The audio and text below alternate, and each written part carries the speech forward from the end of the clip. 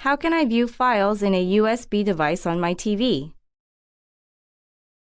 Insert a USB memory stick into a USB port of your TV. Press the Home button on the Magic Remote Control. Press the Wheel button on the remote control to select external input. Click USB flash drive. Files in the USB memory stick will be displayed. Select the files you want to play on the TV. To eject the USB memory stick, press the Home button on the Magic Remote Control. Press the Wheel button to select external input. Click All Inputs. In the Inputs menu, open Smart Share and select USB flash drive. Click Eject. Click Eject again to safely remove the USB memory stick and prevent data loss.